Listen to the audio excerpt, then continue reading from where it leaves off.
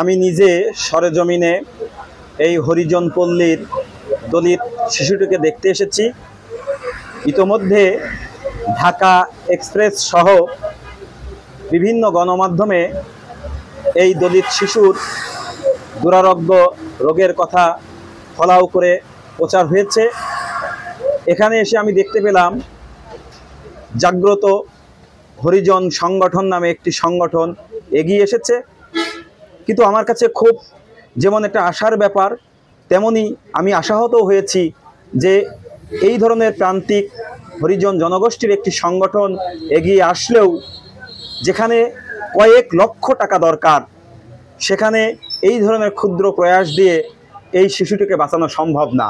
যেখানে রাষ্ট্রকে এই শিশুর দায়িত্ব নেওয়ার কথা, সরকারকে যেখানে এই শিশুর সমস্ত চিকিৎসার দায়িত্ব নেওয়ার কথা, কিন্তু এখন পর্যন্ত সরকারের পক্ষ থেকে, রাষ্ট্রের পক্ষ থেকে কোনো পদক্ষেপ নেওয়া হয়নি, কেউ এগিয়ে আসেনি। এটা আমাদের জন্য খুব দুর্ভাগ্যজনক এবং হতাশাজনক। আমি এই সংগঠনটিকে, জাগ্রত হরিজন সম্প্রদায়ের এই সংগঠনটিকে আমি সাধুবাদ জানাই।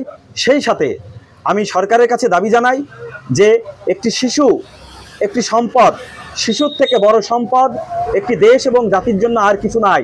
তাই এই শিশুর মুখের যে হাসি আমাদের দেশের সবচেয়ে বড় সম্পদ, সেই শিশুটিকে বাঁচানোর জন্যে সরকারকে এই শিশুর যাবতীয় চিকিৎসার দায়িত্ব নিতে হবে।